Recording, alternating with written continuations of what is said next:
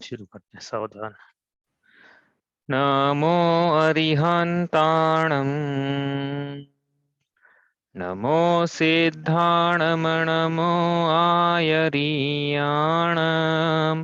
नमो वज्झायाणं, नमो लोये सव्वसाहुणं, तीन भुवन में सार, वीतराग विज्ञानता, शिव स्वरूप शिवकार, नमः त्रियोग समारिके। हम पढ़ रहे परमागली ग्रंथ श्री छेड़ाला जी। इसके अंतर्गत 6 ढालें आती है, उसमें से हमारी चल रही है छठी ढाल की चर्चा, जिसमें मुनि धर्म का वर्णन है। उसके अंतर्गत 28 मूल गुण हम पढ़ रहे हैं। उसमें आज अभी हम पढ़ रहे हैं एषणा समिति। तो ये छंद पढ़ते हैं एक बार। छंद नंबर 3 चल रहा था हमारा। 46 दोष बिना सुकुल श्रावक तने घर अशन को, ले तप बढ़ावन हेतु नाही तन पोषते तजि रसन को, शुचि ज्ञान संयम उपकरण लखी के गहे लखी के धरे, निर्जंतु थान विलोकितन मल मूत्र श्लेषम परिहरे। तो इसमें एषणा समिति का वर्णन है कि मुनिराज 46 दोषों के को टाल कर सुकुल श्रावक के घर आहार के लिए जाते हैं, और वो आहार तप बढ़ाने के लिए करते हैं, ना कि शरीर का पोषण करने के लिए, रसना इंद्रिय का पोषण करने के लिए। इस प्रकार एषणा समिति हम पढ़ रहे हैं। तो हम पहले पढ़े, इसके पहले हम ये क्या हमने रिवीजन नहीं किया बहुत दिनों से, तो आज हम ये 5 महाव्रतों का रिवीजन करते हैं स्टार्टिंग से। आप ये जो मूल गुण है ये याद अपने को होना चाहिए, और क्या क्या उसकी एक एक लाइन की परिभाषा है मूल गुणों की, कम से कम ये ख्याल में हो। तो ये पढ़ते हैं हम। क्या पढ़ रहे हैं हम इसमें? 28 मूल गुण। सबसे पहले 5 महाव्रत हम पढ़ रहे हैं, ठीक है? पढ़ते हैं एक बार। षटकाय जीवन हनन ते सब विधि दरब हिंसा टरी, रागादि भाव निवारते हिंसान भावित अवतरी, जिनके न लेश मृषान जल मृणहु बिनादि योग है, 8-10 सहस विधिशील धर चिद ब्रह्म में नितरमि रहे। तो क्या भूमिका चल रही है छठी ढाल की यहाँ पे, कि जिस श्रावक की यहाँ पे विवक्षा हो रही थी अभी तक, जिस जीव की यहाँ विवक्षा हो रही थी अभी तक, निगोद पर्याय से उसकी कहानी शुरू करी, फिर चतुर्गति संस्करण कराया उसको, फिर मनुष्य भाव में उसको ग्रहित मिथ्यात्व का, फिर अग्रहित मिथ्यात्व का त्याग करा कर सम्यक दर्शन की प्राप्ति कराई, जो 8 अंग सहित था, 25 दोषों रहित था, आत्मश्रद्धान पूर्वक था, अपापर श्रद्धान पूर्वक था, सच्चे देवशास्त्र श्रद्धान पूर्वक था। उसके बाद सम्यक ज्ञान की उसने आराधना करी। उसके बाद जीवन में और संसार शरीर भोगों से विरक्ति के परिणाम उत्पन्न करते हुए उसने पहली प्रतिमा और दूसरी प्रतिमा अंगीकार करी। दूसरी प्रतिमा में उसने शिक्षा व्रतों का अभ्यास किया। उसके बाद 5वीं ढाल में संसार शरीर भोगों से विरक्त होता हुआ वह अब छठी ढाल में मुनि दीक्षा अंगीकार करता है। तो मुनि दीक्षा अंगीकार करते से पहला कर्तव्य तो उसका यह है कि ध्यान लगाए, और ध्यान लगाकर सभी कषाय चौकड़ी का एक साथ अभाव कर दे। हम तो ये बोलेंगे, लेकिन नहीं हो रहा है, पंचम काल है, तो कम से कम 3 कषाय चौकड़ी का अभाव तो करे हो, है तो भावलिंग उसका होगा। यदि भावलिंग मतलब भावलिंग ऐसा नहीं कि द्रव्यलिंग होते से भावलिंग हो जाता है, पहले द्रव्यलिंग होता है, फिर ध्यान लगाया जाता है, फिर 3 कषाय चौकड़ी का अभाव। जिसका जैसा है, यदि इसको आज तक एक भी कषाय चौकड़ी का सम्यक दर्शन ही प्राप्त नहीं है, हाँ, या फिर अप्रत्यक्षानुमान का भी उदय चल रहा है, प्रत्यक्षान का भी उदय चल रहा है, तो जैसा जिसका है, लेकिन भावलिंग तो तभी होगा जब तीनों कषाय चौकड़ी का अभाव होगा। तो इसने ऐसा किया यहाँ पे, चारों कषाय चौकड़ी का अभाव करने में असमर्थ रहा, काल दोष के कारण या स्वयं के दोष के कारण। तो अब यह भावलिंग के रूप में दिगंबर जैन मुनि के रूप में विराजमान है। अब इन्होंने 28 मूल गुण धारण किए हैं। क्यों 28 मूल गुण धारण किए हैं? कि जब तक केवल ज्ञान की प्राप्ति नहीं होती है, तब तक उनका आहार विहार निहार कैसे होगा, उनकी चर्या कैसे होगी, प्रोटोकॉल कैसा होगा, कहीं गमन करेंगे तो कैसे करेंगे, किन बातों का ख्याल रखेंगे, किन दोषों से बचेंगे, किन अंतरायों से, किन अतिचारों से, अनाचारों से, मल से बचते हुए कैसे वो अपनी साधना में लीन रहेंगे, उसके लिए 28 मूल गुण है। तो मुनि दीक्षा इसलिए नहीं ली थी कि 28 मूल गुणों का धारण करना है, मुनि दीक्षा तो इसलिए दी थी कि चारों कषाय चौकड़ी का अभाव करना है। तो नहीं हो रहा, 3 का ही हुआ, तो जब तक चौथी का नहीं हो तब तक के लिए मूल गुण, और उसके बाद हो जाए तो क्या, उसके बाद फिर नए अर्हंत के रूप में विराजमान है, फिर वहां अलग प्रकार चर्चा है। इस प्रकार से चर्चा है। तो अब ये जो श्रावक है जिसने दीक्षा अंगीकार कर ली है, इसके 3 कषाय चौकड़ी का अभाव तो हो गया है, अब इसने चारित्र अंगीकार करते हुए, मतलब छेदो स्थापना आदि चारित्र अंगीकार करते हुए, 28 मूल गुणों का अंगीकार करते हुए यहाँ पे अपनी अब जो चर्या है वो कर रहा है ये श्राव। अब ये मुनिराज हो गए हैं, अभी इनकी चर्या चल रही है। यहाँ पे सबसे पहले अब क्या है, 28 मूल गुणों का वर्णन यहाँ पे प्रारंभ होता है। तो 28 मूल गुणों में अपन ने देखा था, चार्ट बनाया था यहाँ पे कैसे होते हैं 28 मूल गुण मुनिराजों के। मूल गुण किसे कहते हैं, जो गुणों में प्रधान होते हैं, जो गुणों में मूल होते हैं, उसे मूल गुण कहते हैं। मुनिराजों के इस प्रकार से 28 मूल गुण पाए जाते हैं। 5 महाव्रत, 5 समिति, पंचेंद्रिय जय, 6 आवश्यक और 7 अन्य शेष मूल गुण। तो हमने अभी पढ़ लिए, 5 महाव्रत पढ़ लिए हमने, 5 समिति हमारी चल रही है। एक एक करके आगे पढ़ेंगे, इसमें आगे सब पूरा 28 मूल गुणों का वर्णन छठा लगे पहले हाफ में आने वाला है, एक एक करके। 5 महाव्रत हमने पढ़ लिए हैं, तो वो हम आज रिवाइज करते हैं। क्या होते हैं, तो भाई 28 मूल गुण है मुनिराजों के, पूरा 28 मूल गुण होता है। 28 में से एक भी मूल गुण कम हो गया तो इसका ये नहीं है कि वो 4% कम मुनि रह गए, 96% ही मुनि रह गए, नहीं, अब तो उनका द्रव्यलिंग भी खत्म हो गया है। एक भी मूल गुण कम हुआ, 28 - 1 = 0, ये इक्वेशन थी इसमें। एक भी मूल गुण कम हुआ तो द्रव्यलिंग भी खत्म हो गया। ऐसा नहीं कि द्रव्यलिंग पना तो नहीं, नहीं, द्रव्यलिंग पना खत्म है।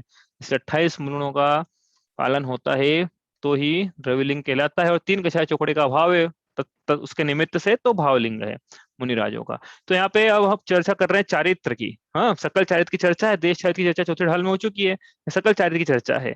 हाँ, अणुव्रतों की चर्चा हो चुकी थी वहाँ, यहाँ महाव्रतों की चर्चा है। वहाँ संयम की चर्चा हो चुकी थी, यहाँ पे संयम की चर्चा है। वहाँ पे श्रावक धर्म की चर्चा हो चुकी थी, यहाँ पे मुनि धर्म की चर्चा है। वहाँ पे गृहस्थ अवस्था में कैसे जीव अपना जीवन यापन करता है उसकी चर्चा है। यह मुनि अवस्था में किस प्रकार से अपना निर्वहन कर रहा है अपने धर्म का, उसकी चर्चा यहाँ पे है। तो सबसे पहले महाव्रतों की चर्चा है। किसे कहते हैं हम चारित्र, किसे कहते हैं, या व्रत किसे कहते हैं, अपन ने देखा चौथी ढाल में किसे कहते हैं व्रत। पापों के त्याग को व्रत कहते हैं, पापों का प्रतिज्ञा पूर्वक आजीवन त्याग करना ये व्रत है। ये व्रतों का अंगीकार धारण 2 प्रकार से होता है, यानी पापों का त्याग 2 प्रकार से होता है। किस प्रकार से, कि 5 पापों का आजीवन प्रतिज्ञा पूर्वक एक देश त्याग करना, यह देश चारित्र है। संयम संयम पंचम गुण स्थानवर्ती श्रावक का चारित्र है। और दूसरा क्या है, कि 5 पापों का संपूर्ण त्याग करना आजीवन प्रतिज्ञा पूर्वक, पूरे 5 पापों का सूक्ष्मता से भी त्याग करना। मतलब क्या है, अणुव्रत जो श्रावक धर्म है उसमें स्थूलता से पापों का त्याग है, महाव्रत उसमें सूक्ष्मता से पापों का त्याग है। अणुव्रतों में या पंचम गुण स्थान में या श्रावक धर्म में 5 पापों का एक देश त्याग है। मुनि धर्म में 5 पापों का पूरा सकल देश त्याग है। इसलिए श्रावकों का जो चारित्र है वो एक देश चारित्र, मुनिराजों का चारित्र सकल चारित्र है। श्रावकों का चूंकि संयम है ना, कि भैया उदाहरण के लिए स्थावर जीवों में अभी भी असंयम है, त्रसजीवों के लिए संयम है, इसलिए उनका चारित्र संयम है। लेकिन मुनिराजों के पूर्ण संयम है, इसलिए उनके चारित्र में पूर्ण संयम पाया जाता है। इस प्रकार से ये लगाना है, डिफ्रेंशिएट करना है इस प्रकार से दोनों के श्रावक धर्म और मुनि धर्म में, इस प्रकार से ये अंतर है। तो ये व्रतों की परिभाषा हुई है। चारित्र की परिभाषा क्या है, राग देश की निवृत्ति के लिए 5 पापों का त्याग करना है चारित्र है। मतलब वीतरागता की प्राप्ति के लिए, राग देश की निवृत्ति के लिए 5 पापों का त्याग होकर वीतरागता की प्राप्ति होना, ये चारित्र है। तो ये भी 2 प्रकार से है फिर, कि 5 पापों का स्थूल त्याग करा, एक देश त्याग करा, तो एक देश चारित्र है। 5 पापों का पूरा त्याग करा तो ये सकल चारित्र है। हाँ, उस प्रकार आप कछाय चौकड़ी में भी लगाना कि पंचम गुण स्थान है उसमें 2 कछाय चौकड़े का अभाव है, लेकिन ये छठा सातवां उसके आगे गुण स्थान है 12वें तक, 12वें तक नहीं 10वें तक, इसमें 3 कछाय चौकड़े का अभाव है। 12वें में तो 4 कछाय चौकड़े का अभाव हो जाता है। यद्यपि है मुनिराज लेकिन छदमस्त है, इसलिए 4 कछाय चौकड़े का अभाव कहेंगे वहां पे। ठीक है, इस प्रकार से ये अंतर हमने करे थे आपको याद दिलाने के लिए कि हाँ ये डिफरेंस, इस प्रकार से डिफरेंस पाया जाता है। अब हम पढ़ रहे हैं महाव्रत। महाव्रत मतलब वही जो बताया हमने क्या है, वो अणुव्रत थे, छोटे व्रत थे, ये महाव्रत है। हाँ, तो महाव्रत मतलब 5 पापों का पूरा पूरा आजीवन प्रतिज्ञा पूर्वक त्याग करना, यह महाव्रत है। तो 5 पाप होते हैं, हिंसा, झूठ, चोरी, कुशिल, परिग्रह। इन 5 के त्याग पूर्वक, पूरे पूरे त्याग पूर्वक 5 महाव्रत होते हैं। अहिंसा महाव्रत, सत्य महाव्रत, अचौर्य महाव्रत, ब्रह्मचर्य महाव्रत और अपरिग्रह महाव्रत। इस प्रकार 5 महाव्रतों की यहाँ पे चर्चा है। अब हम पढ़ रहे थे ये पंक्तियां रिवीजन के तौर पर, हमें पढ़ रहे थे कि क्या होती है। अब सबसे पहले बात किसके आएगी, सबसे पहला पाप था हिंसा, तो सबसे पहला महाव्रत है अहिंसा महाव्रत। क्या है अहिंसा महाव्रत, तो मुनिराजों के ही पाया जाता है, श्रावकों के महाव्रत नहीं पाए जाते हैं भाई। हाँ, तो मुनिराजों के ही पाए जाएंगे महाव्रत हैं, समितियां, सब मुनिराजों की चर्चा चल रही है। अब श्रावक के भले कितने ही प्रयास भी कर ले, उसके महाव्रत नहीं है, उसके समितियां नहीं है, वो तो मुनिराजों की ही पाई जाती है। आरिका माता की भी नहीं, उपचार से कहते हैं। आरिका माता को उपचार से महाव्रती कहा जाता है। महाव्रती तो मुनिराज ही होते हैं, आरिका माता क्या है फिर, वो उपचार से कहा है वहां पे। उनकी उस अवस्था में जितना पापों का त्याग हो सकता है उतना उन्होंने किया है, इसलिए उपचार से कहा, ऐसा कहते हैं कि पूरा पूरा कर दिया। ठीक है, उसमें उपचार कर दिया थोड़े में बहुत का। हाँ, क्योंकि उससे ज्यादा वो कर नहीं सकते हैं इसलिए। तो यहाँ पे अब महाव्रतों की मतलब मुनि धर्म की चर्चा है। तो महाव्रत अहिंसा महाव्रत, पहला महाव्रत क्या है अहिंसा महाव्रत, पंक्ति का अर्थ करते हैं षट काय जीव न हननते, 6 काय के जीवों की हिंसा न करना, न हननते, न न हनन करना, मतलब उनके प्राण को हनन न करना। इस प्रकार से मुनिराज सब विधि द्रव हिंसा टरी, सभी प्रकार से द्रव हिंसा के तरी टालते हैं, त्यागी होते हैं। तो ये हम पढ़ रहे हैं अहिंसा महाव्रत। तो ये द्रव हिंसा की बात हुई। मुनिराज क्योंकि 6 काय के जीवों की हिंसा नहीं करते हैं, उनसे बचते हैं, उन हिंसा का त्याग करते हैं, इसलिए इनके पूरी तरह से द्रव्य हिंसा का सूक्ष्मता से भी त्याग होता है। और दूसरी क्या है हिंसा की मतलब, और हिंसा क्या है, एक और प्रकार हिंसा का भाव हिंसा। तो भाव हिंसा क्या है, आत्मा में रागादि भावों की उत्पत्ति होना है, भाव हिंसा है। तो मुनिराज जो है रागादि भाव निवारते, रागादि भावों का भी निवारण करते हैं, इसलिए इनके भाव हिंसा भी नहीं पाई जाती है। इस प्रकार द्रव्य हिंसा और भाव हिंसा के पूरे पूरे त्यागी मुनिराज होते हैं, इसलिए इनके अहिंसा महाव्रत पाया जाता है। तो हिंसा क्या होती है, सबसे पहला प्रश्न तो यही होता है। तो हिंसा क्या होती है, कृत कारित अनुमोदना संभ्रम समारंभ आरंभ मन वचन काय से क्रोध मान माया लोभ के वशीभूत होकर स्व या पर के परिणामों को संक्लेशित करना। संक्लेशित करना मतलब मोह के, विषानुराग के या द्वेष के परिणाम उत्पन्न करना कराना, या फिर ऐसे परिणाम उत्पन्न करना कराना जिससे असाता वेदनी के कारणभूत परिणाम जो होते हैं। उदाहरण के लिए असाता वेदनी बंध के कारण परिणाम कौन से थे, हमने पढ़े थे तीसरी ढाल में, कौन कौन से थे, भय, शोक, ताप, आक्रंदन, परिदेवन, विलाप, इस प्रकार के जो परिणाम हैं, ये इस प्रकार के परिणाम करना करवाना, यह सब संक्लेश के परिणाम है। ऐसा ऐसा होना, संक्लेश के परिणाम करना, स्वयं पर के परिणाम को संक्लेशित करना, यह हिंसा है। हाँ, तो ये मुनिराज जो है इस प्रकार से हिंसा के त्यागी होते हैं, सूक्ष्म हिंसा के भी त्यागी होते हैं। तो ये तो अपने हिंसा में लगा। अब 2 प्रकार से हिंसा है, एक द्रव्य है, एक भाव है। द्रव्य हिंसा की परिभाषा कि 6 काय के जीवों की हिंसा करना है। द्रव्य हिंसा परिभाषा लिखी है वहां पे। द्रव्य हिंसा की परिभाषा कोई पूछे तो क्या परिभाषा बनाएंगे, 6 काय के जीवों की हिंसा करना। और हिंसा की परिभाषा बताई थी हमने क्या है अभी, तो लगा देना 6 काय के जीवों में इस प्रकार से करना, यह द्रव्य हिंसा है। वो भाव हिंसा, तो आत्मा में राग आदि भाव। तो ये आत्मा में राग आदि भाव हिंसा, ये भाव हिंसा कैसे है कि भैया ये जो राग आदि भाव है आत्मा की वीतरागता का घात कर रहे हैं, इसलिए ये भाव हिंसा है। क्योंकि हिंसा का मतलब घात करना होता है ना भैया, आप सामान्य शब्द में हिंसा का मतलब क्या है, घात करना। तो 6 काय के जीवों का घात करने तो समझ में आ जाता है आसानी से, लेकिन राग आदि भाव से हिंसा कैसे हो रही है, तो भैया अपनी आत्मा में राग आदि भावों की उत्पत्ति हो रही है, मतलब अपने स्वभाव का घात हो रहा है, अपनी शुद्धता का घात हो रहा है, अपनी वीतरागता का घात हो रहा है। इसलिए रागादि भाव घात करते हैं, इसलिए रागादि भाव उत्पन्न हो रहे हैं, हम कर रहे हैं, यदि तो अपने ही घात कर रहे हैं। हम्म इस प्रकार से मुनिराज जो है ये भाव हिंसा के भी त्यागी होते हैं। अब यहाँ पे प्रश्न उठता है कि क्या 6 काय के जीव की हिंसा के पूरे पूरे त्यागी होते हैं क्या।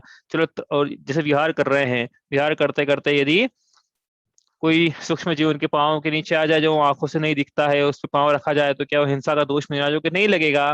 तो उसका उत्तर नहीं लगेगा। क्यों, क्योंकि हिंसा में प्रमाद मूल है। प्रमत्त योगात प्राण व्यपरोपणम हिंसा, प्रमाद के कारण वशीभूत होकर यदि दूसरों के प्राणों का हनन किया जाता है तो वो हिंसा। हमने कहा ना क्रोध मान माया लोभ के वशीभूत होकर, ऐसा कहा ना परिभाषा में।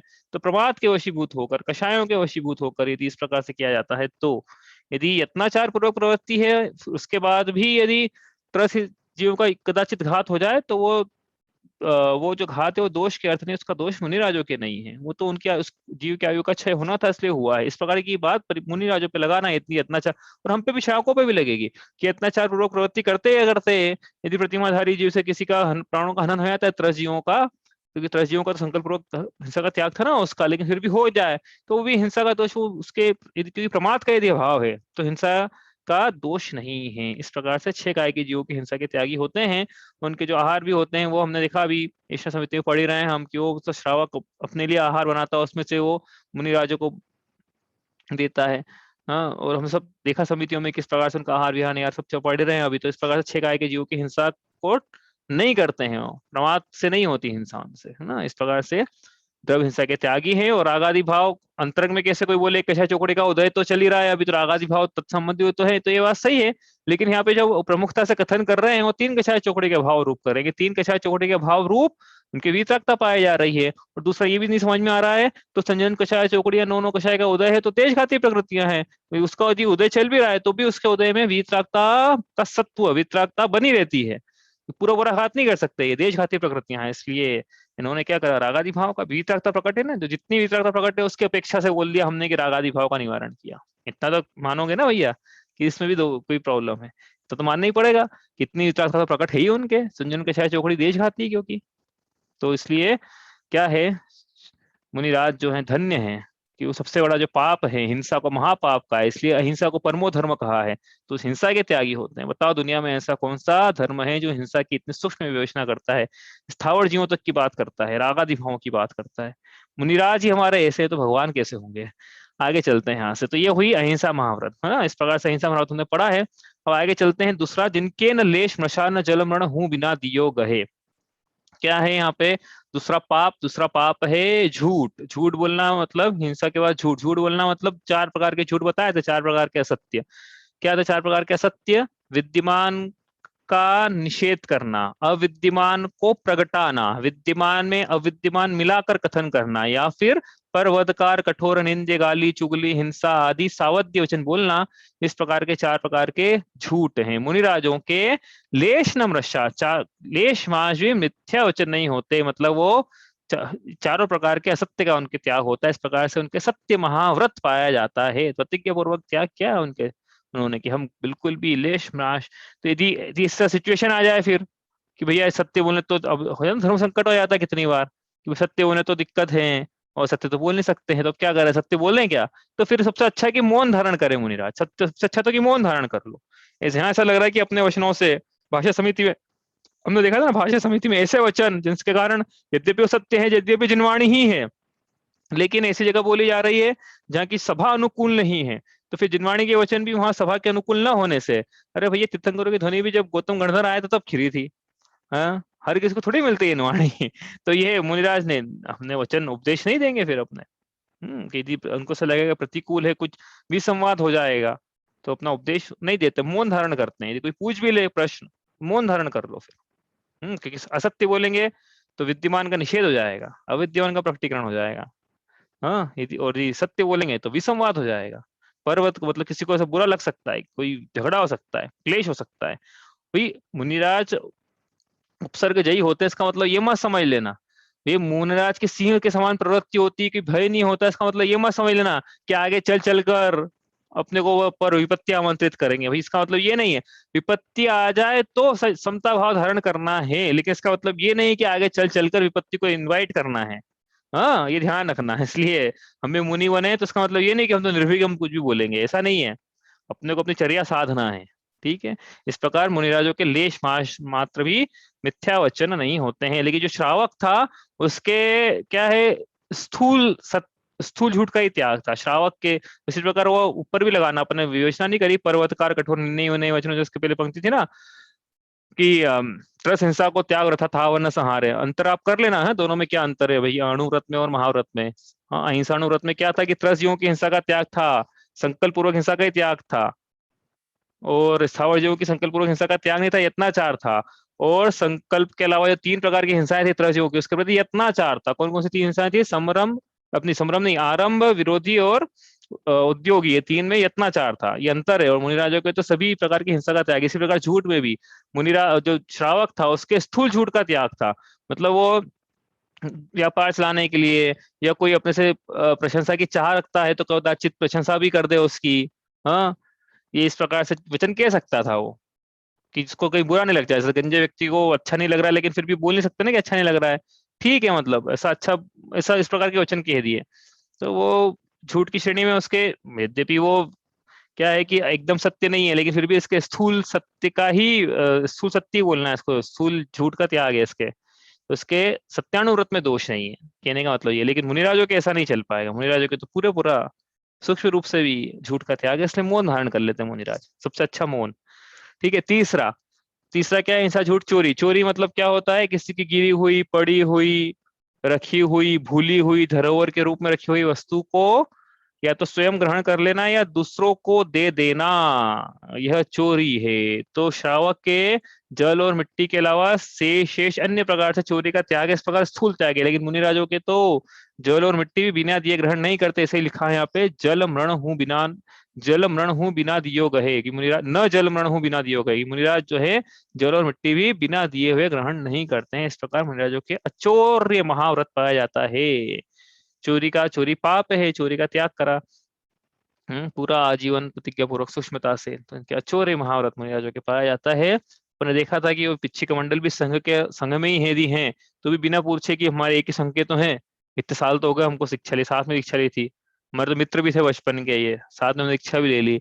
ऐसा होने पर भी वो पिच्छी कमंडल भी, हालांकि अंडरस्टैंडिंग भी हो कि भैया आपको जब जरूरत लगे तो आप ले लेना, हमसे पूछने की जरूरत नहीं है, मुझे जैसा बोल भी दे, तो भी ये बिना पूछे, बिना उनकी अनुमोदना के ये पिच्छी कमंडल भी आपस में एक्सचेंज नहीं करते हैं।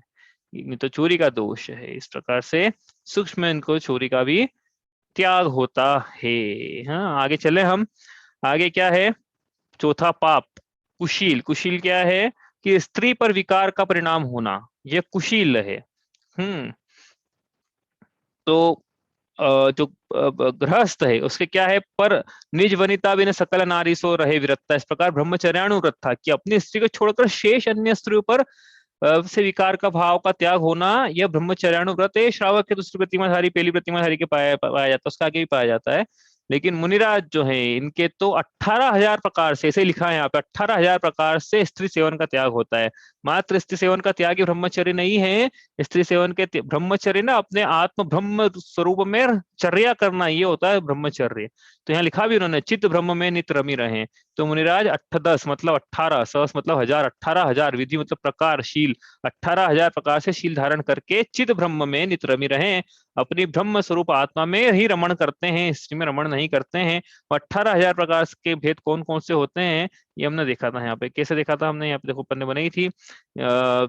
चेतन स्त्री और चेतन स्त्री। अचेतन स्त्री थी 3 प्रकार की, काष्ठ पाषाण चित्र। उनका मन वचन से, मन से काय से, वचन का संवाद नहीं होता ना, अचेतन स्त्री से वचन का संवाद कैसे होगा? इसलिए मन से काय से, कृत कार्य अनुमोदन से, 5 इंद्रियों से, द्रव्य से, भाव से, क्रोध मान माया लोभ, इस प्रकार से उसको भोग करना। तो उनको मल्टीप्लाई करा 720 प्रकार के भेद। और चेतन स्त्री 3 प्रकार की होती है, मनुष्यणी, तिरंचणी और देवी। नारकिणी नहीं होती है।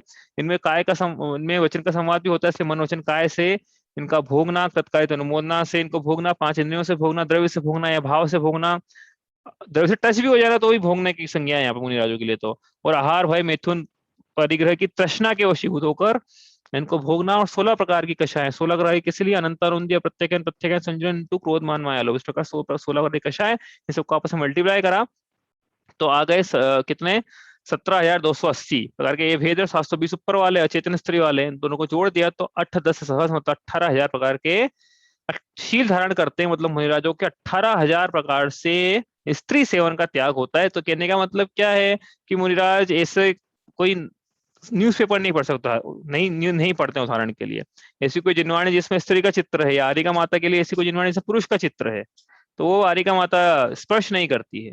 मुनिराज जो है उनको स्त्रियां स्पर्श नहीं करती, चरण स्पर्श भी नहीं करती। आरिका माता क्यों ना हो, मुनिराज को चरण स्पर्श नहीं करती है। कोई कितनी छोटी बालिका क्यों ना हो, मुनिराजों को चरण स्पर्श को स्पर्श नहीं करती है, नहीं करवाते मुनिराज। आगे होके तो करते ही नहीं, कोई करती भी है तो फिर प्रायश्चित लें। हाँ, इनको इसलिए हमको ध्यान रखना है कि हमारे हमारे कपड़े भी टच नहीं हो जाए इनसे, मुनिराजों से। इनके तो 18,000 प्रकार से शील पढ़ के आए, पर द्रव्य से भी त्याग है। कोई बोले नहीं भाव तो नहीं होते ना, अरे भैया हम पढ़ के तो आए, द्रव्य से भी तो त्याग है, लिखा तो है नीचे कि द्रव्य से भी त्याग है, मतलब स्पर्श का भी त्याग है, भले ही भाव नहीं होते हो।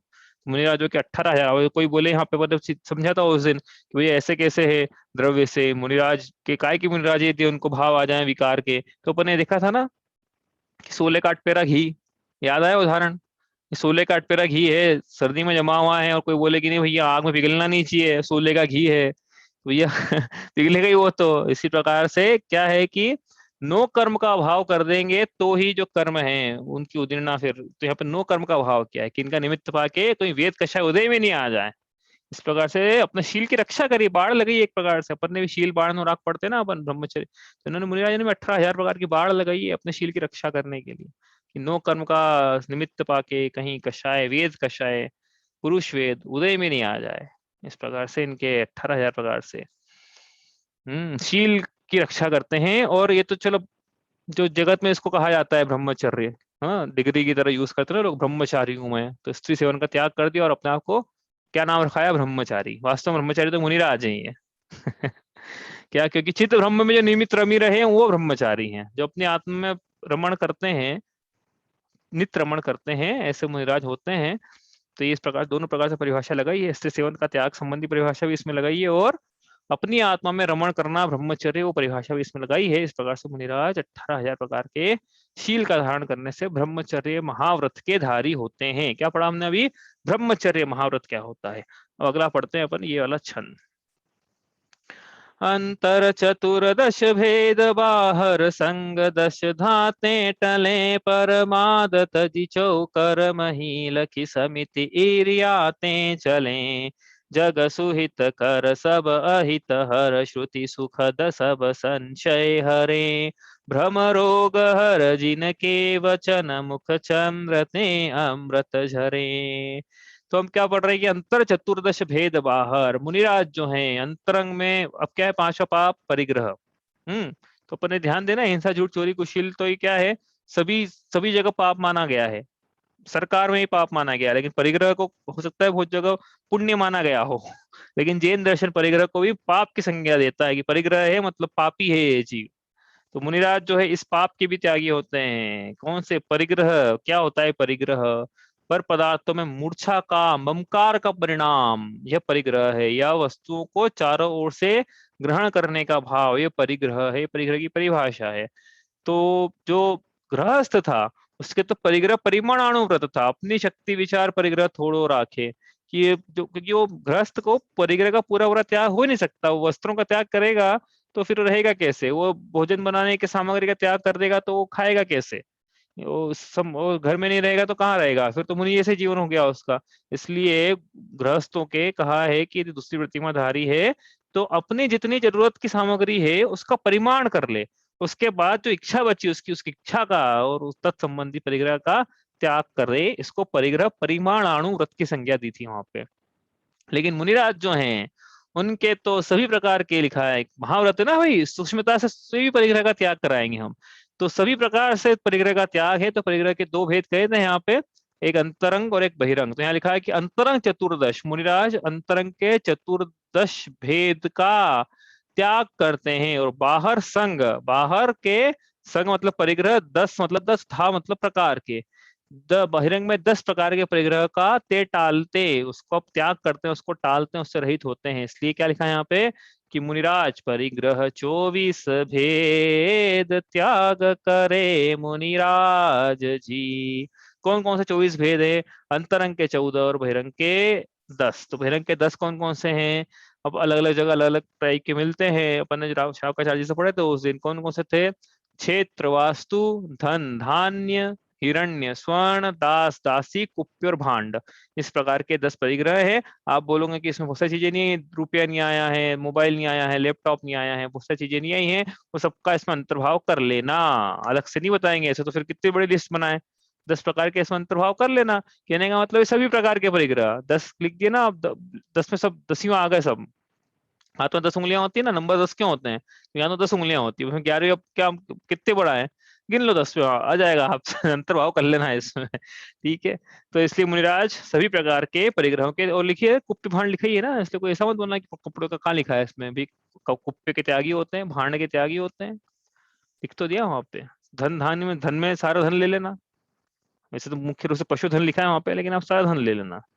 हाँ, इस प्रकार से सबके त्यागी होते हैं मुनिराज बहिरंग परिग्रह के। और अंतरंग में, अब तो बहिरंग के 10 हो गए, अंतरंग में 14 परिग्रह कौन कौन से हैं?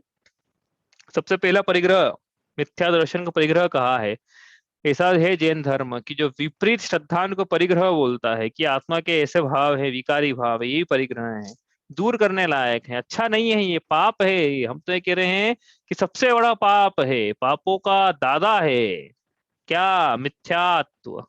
मतलब परिग्रह, मतलब परिग्रह फिर पापों का दादा हुआ ना। मिथ्यात्व को पाप का दादा बोल दिया, तो परिग्रह पाप का दादा, कि मिथ्या तो परिग्रह के अंदर आ रहा है, तो परिग्रह तो पाप का दादा है। तो मिथ्यात्व एक परिग्रह है, इसके अलावा फिर क्रोध, मान, माया, लोभ और नो नो कषाय, कौन कौन सी? हास्य, रति, अरति, शोक, भय, जुगुप्सा, स्त्रीवेद, पुरुषवेद, नपुंसक वेद, इस प्रकार एक मिथ्यात्व और 13 कषाय मिलके 14 अंतरंग परिग्रह होते हैं। मुनिराज इसके त्यागी होते हैं। तो मिथ्यात्व के त्यागी हो गए, तभी तो छठा सातवां गुण स्थान है। क्रोध, मान, माया, लोभ क्यों? 3 कषाय चौकड़ी के त्यागी हो गए हैं। अब कोई बोले कि ये जो बच गई है एक संजन कषाय चौकड़ी और हास्य, रति, रति, शोक, तो इनके जो परिणाम है ना, चला चला के नहीं हो रहे इनके ऐसे कि चलो आज कोई चुटकुला सुनाओ हमको हंसना है, हास्य के परिणाम करना है, ऐसे परिणाम नहीं है इनके जैसे आगो के पाए जाते हैं। इसके कोई, इनके कोई चारित्र में से भय के परिणाम भी नहीं है। सभी में लगा ना इनके पुरुष वेद, स्त्री वेद, पुरुष वेद, वो तो अब क्या कषाय उदय में आ गई है तो अलग बात है, लेकिन इनके कोई चला चला के श्रावकों की तरह जा जा के कर करके निमित्त मिला मिला के नो कर मिला मिला के ऐसे कषाय के, और जितनी भी संजीवन कषाय चोकड़ी बची, नो कषाय बची, उसके प्रति भी सजग हैं ये। ऐसा नहीं है कि हम तो मुनि दीक्षा धारण कर लिए और हम क्या है, हम तो पूज्य हो गए हैं, ऐसे इनके परिणाम नहीं है। सजग हैं कि नहीं, ये कषाय चोकड़ी बची है अभी, एक नो कषाय, अभी हम पूर्ण वितरागता को प्राप्त नहीं है, तो अपने परिणामों के प्रति सजग हैं, प्रमाद नहीं पाया जाता है, इनके चर्या में शिथिलता नहीं है, ये वितरागता की ओर आगे बढ़ते हुए, इनकी जो एक संजन कषाय चोकड़ी भी है, ये है नहीं है, सब एक बराबर है, बहुत पतली सी छोटी सी पतली धार रहती है ना ऐसे पानी की, वैसी संजन कषाय चोकड़ी वो इतनी है, बस समझ लो कि जिसमें वितरागता प्रकट नहीं हो, इतनी सी बच्ची है संजन कषाय चोकड़ी, नो कषाय, इसलिए वो है नहीं है, सब एक बराबर होने से हम यहाँ पे कह रहे हैं कि इनके 14 प्रकार के अंतरंग परिग्रहों का भी त्याग है। उपचार से भी मान लो आप, जैसा मानना है आपको, एक्चुअल में त्याग तो 10वें स्थान के बाद ही होता है सबका, अंतरंग में एक जो एक कषाय चोकड़ी और नो कषाय बची है, हालांकि ऐसा भी नहीं बोलना चाहिए कि 10 के बाद, हाँ पूरा पूरा तो 10 के बाद ही होगा, ठीक है। तो इस प्रकार से मुनिराजों के सभी परिग्रह का त्याग होने से कैसे होते हैं, परम दिगंबर होते हैं मुनिराज, दिगंबर जिन्होंने दिशाओं को ही अपना वस्त्र बनाया हुआ है, जिनके पास जो निर्ग्रंथ है, निर्ग्रंथ का मतलब क्या होता है, निर्ग्रंथ का मतलब ये नहीं होता कि किसी का ग्रंथ नहीं हो, इनके पास शास्त्र नहीं हो। हाँ, ग्रंथ का मतलब ग्रंथी, ग्रंथ मतलब जैसे कोई संघ होता है ना परिग्रह, तो निर्ग्रंथ का मतलब होता है निष्परिग्रही।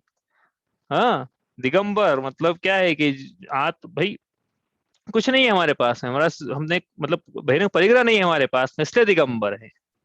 ऐसे होते हैं कौन, परम दिगंबर मुनिवर देखे, हृदय हर्षित होता है, आनंद उल्लसित होता है।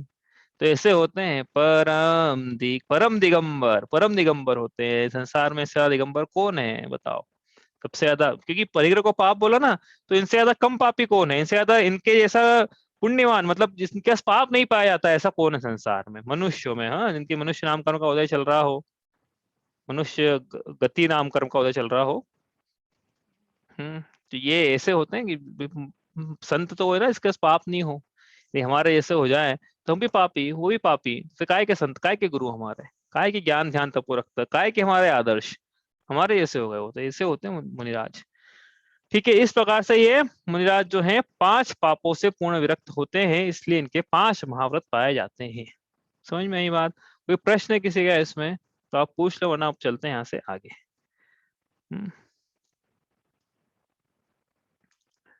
चलो, अब अपन पढ़ रहे थे क्या, अब ये इसमें देखो 5 महाव्रतों का वर्णन हमने रिवीजन पूरा कर लिया है, अब 5 समितियां बची है, तो अभी 5 समितियां जब पूरी हो जाएगी ना, तब इसका रिवीजन करेंगे तो अच्छा रहेगा, बीच में आधा करेंगे फिर आधा नहीं करेंगे, तो फिर समिति वैसे रिपीट हो जाएगी बार बार।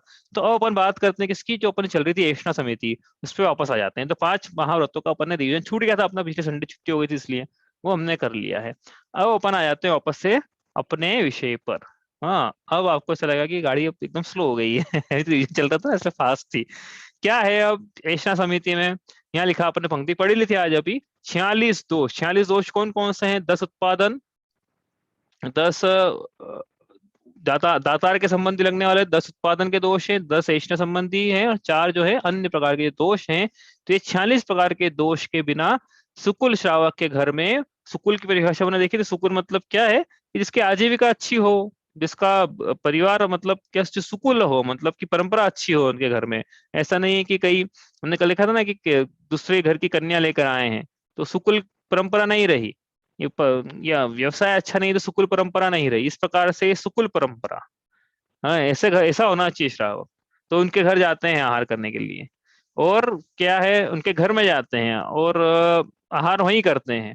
और क्यों करते हैं, तप, तप किसे कहते हैं, अपन ने देखा था पहले तप की परिभाषा, अपन ने रिवाइज तो नहीं की अभी छठी ढाल में, तप की क्या परिभाषा थी, लेकिन तप की वास्तव में परिभाषा थी कि अविपाक निर्जरा के लिए इच्छाओं के निरोध पूर्वक अपने स्वरूप में प्रतपन करना, यह तप की परिभाषा है। ये अपन ने पढ़ी नहीं इसलिए इसमें अभी छठी ढाल में अभी तक, क्योंकि 12 तप की चर्चा तो आगे आने ही वाली है, जब अपन और विस्तार से देखेंगे 12 प्रकार के तप कौन कौन से हैं। तो ये मुनिराज जो है तप बढ़ाने के लिए आहार करते हैं, अपने तन का पोषण करने के लिए, अपनी रसना इंद्रिय के पोषण करने के लिए आहार नहीं करते हैं। ठीक है, अब कल अपन ने ये सब पढ़ लिया था, अपन ने तो सब, ये भी रीजन ही था इसका एक तरह से। अब अपन ने कल क्या है कि थोड़ा विस्तार से देखा था कि क्या पिछले 2 दिनों में 46 दोष कैसे कैसे लगते हैं, तो उसका ख्याल रखना है कैसे कैसे हमें इन दोषों से बचना है। अब इसमें एक बात, 2-3 बातें जो कल रह गई थी भाई एंड एंड में, हाँ समय भी नहीं था, तो और भी 2-3 चीजें इसमें आती है आहारचर्या संबंधी, कि भाई जैसे मान लो कल अपन ने 2-3 दिखे ना एंड एंड में, कि सामूहिक चौका लगना चाहिए कि नहीं, आहार दान की परंपरा होना चाहिए कि नहीं, सब हमने बात की थी इसकी। हाँ, कितने घर से सामान लेके आ सकते हैं हम, भोजन सामग्री, 7 घर का हमने बात की थी वहां पे ना, इस प्रकार के दोष हमने पढ़ लिए थे सब। अब और भी चीजें हैं भाई, कुछ लोग ख्याल आता है, जैसे जैसे उदाहरण के लिए हमने जब हमने पढ़े थे ना पहली बार छड़ा तो हमने विकास सर से प्रश्न पूछा था, ये क्या प्रश्न था वो, कि भाई हम दूसरे के चौके में जा रहे हैं आहार देने के लिए, हम सोले में हैं, तो हम सोले में हैं, हमारे मन भी शुद्ध है, वचन भी शुद्ध है, काय भी शुद्ध है, तो यहाँ तक तो ठीक है, ये शुद्धि बोलना पड़ती है ना, आहार देने गए, वही मुनिराज बोल देंगे यूं, इसका क्या मतलब है पता है ना, इसका क्या मतलब, शुद्धि बोलो पहले, ऐसा इस उंगली दिखा देंगे वो, शुद्धि बोलो पहले, तो आप बोल लोगे भाई मन शुद्धि, वचन शुद्धि, काय शुद्धि, यहाँ तक तो ठीक है बोल लिया। अब आहार जल शुद्ध है ये कैसे हम बोले, ये तो उसने बनाया है, हमको क्या पता उसका शुद्ध है कि नहीं, ये प्रश्न पूछा था मैंने। तो इसका उत्तर भी यही है कि भैया ऐसा है कि आप जिसके चौके में जा रहे हो, ऐसा माना जाता है कि आप उनको पहचानते हो, आप अज्यूम करके चलते हो कि इन्होंने शुद्धि बोली है, तो इनका हर जल क्योंकि इन्होंने बोली थी ना शुद्धि, तो इनका हर जल शुद्धि है, और हम भी जानते ही हैं इनको, इन्हें आहार जल शुद्धि रख के ही बनाया है आहार, इसलिए आहार जल शुद्ध ऐसा बोल दिया जाता है, ठीक है। तो कैसे बोलो आप, हमको क्या पता कैसे बनाया उसने। ठीक है। तो दूसरा एक प्रश्न यहाँ पे वो निकल के आता है बार बार, कि भाई आ, कि हम दूसरे के चौके में, हाँ दूसरे का चौका है तो हमें जाना चाहिए कि नहीं आहार देने के लिए, तो चौका तो दूसरे का है, अब हम जाएं कि नहीं जाएं। अब लोगों के मन में क्या भावना रहती है, देखो मैं बता दूं आपको, कि दूसरे के चौके में जाएंगे और आहार देंगे हम, चौका दूसरे ने लगाया, पड़घान प्रतिग्रहण दूसरे का, हम तो बस क्या कपड़े चेंज करे सोले के और आ गए, और अब आहार, उसका आहार लेके हम मुनिराव की अंजुलि पे रख दे बस हम, तो हमको आहार दान का फल मिल जाएगा, बताओ मिल जाएगा क्या। अरे भाई कैसे मिल जाएगा, आपने क्या करा है, आप नहीं भी आते तो भी आहार दान हो रहा था वहां पे, तो आप कैसे बोल रहे हो मिल जाएगा। हाँ, तो क्या हुआ फिर, ये हम दें कि नहीं दें, इसमें जो फल मिला है वो आहार दान का कृत रूप फल नहीं है, नहीं कारित रूप फल है, ये आहार दान का अनुमोदना रूप फल ही मिलेगा, इसलिए हम दूसरे के चौके में जाएं। हमने तो आचार्य श्री की अंजुलि पे आज एक, बस हो गया आज जीवन धन्य। हुआ ना, हम ये नहीं कि मना नहीं कर रहे कि मत करो, लेकिन जो फल है वो अनुमोदना का है, वो करने का नहीं, वो आहार दान देने का फल तो वो जिस श्रावक ने चौका है उसका, उसको मिलेगा ये फल, भले ही वो एक अंजुलि पे एक वो ग्रास नहीं रखें, लेकिन फिर भी पूरा का पूरा फल आहार दान का वो श्रावक को, जिसके घर में मुनिराज आए आहार करने के लिए, घर के मुखिया को जिसने धनोपार्जन किया है, घर की महिलाओं को है, उस घर की महिलाओं को, हाँ वो जिन्होंने प्रतिग्रहण किया है और लेकर आए हैं घर में, उनको फल है ये, ऐसा इसलिए क्या है कि हम दूसरे के चौके में जा जाके, बहुत भीड़, हमको तो अनुमोदना का फल था ना, वैसे अनुमोदना का फल था, तो आप दूर से अनुमोदना कर लो चल जाएगा काम, जरूरी नहीं कि अपन जाके बिल्कुल अंजलि पे ग्रास रखेंगे, पहले ही बहुत भीड़ हो रही है वहां चौके में, हमको जैसे जैसे घुसना है, जैसे तो घुस के बस हमको नाम करना है कि हमने आचार्य श्री को आहार दिया, या हमने उन मुनिराज को आहार दिया, तो ये इससे ये नहीं चल पाएगा, आप अनुभव, क्योंकि क्या यदि व्यवस्था नहीं है उस चौके में तो बिल्कुल जाओ, फिर वो सहर्ष आपको स्वीकारेगा भी,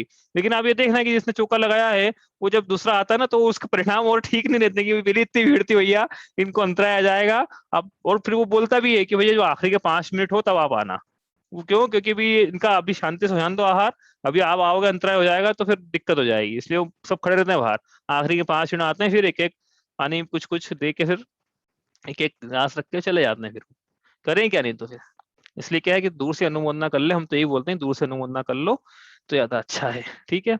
इस प्रकार से ये है।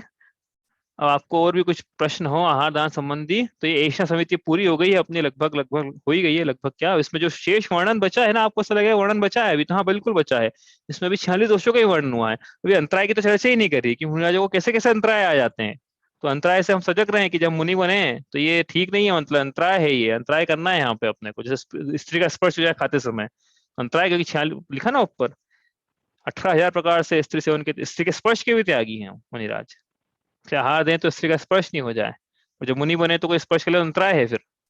हाँ, इस प्रकार से काफी मतलब अंतरायों की चर्चा बची है भी इसमें, और चर्चा बची है कि एक भुक्ति भोजन की चर्चा इसमें बची है, खड़े खड़े ही आहार क्यों करते हैं, अंजुलि में आहार क्यों करते हैं, ये चर्चाएं बची है, एक बार ही क्यों करते हैं। हम्म और रस परित्याग इनको रोज करना, हर बार रोज करना जरूरी है क्या? हाँ, वृत्ति परिसंख्यान, आंखड़ी किसको बोलते हैं वास्तव में? हाँ, आंखड़ी लेके जाना जरूरी है क्या मुनिराज को? नहीं जाए तो नहीं होगा क्या?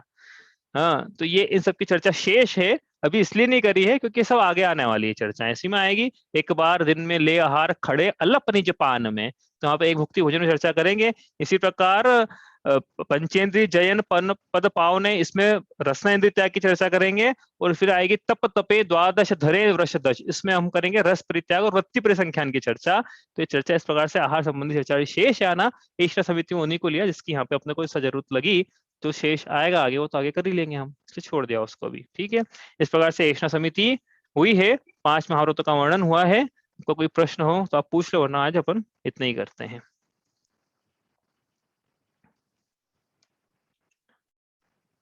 चलिए, अब कल से अपन पढ़ेंगे क्या, ऐष्णा समिति के बाद आएगी हम आदान निक्षेपण और प्रतिष्ठापन समिति, तो ये अपन कल करेंगे। अरिहंत सिद्ध सूर्योपाध्याय साधु सभी, अर्थ के प्रकाशी मांगलिक उपकारी हैं। तीन को स्वरूप जानी, रागते भई जो भक्ति, काय को नमाय स्तुति उच्चारी है। धन्य धन्य तुम ही से काज सब आज भय, कर जोड़ बार बार वंदना हमारी है। मंगल कल्याण सुख ऐसो हम चाहते हैं, हो मेरी ऐसी दशा जैसी तुम धारी है। हो मेरी ऐसी दशा जैसी तुम धारी है। जावाणी के ज्ञान ते सूझे लोकालोक, सोवाणी मस्तक नमो सदा देता हूँ धूप।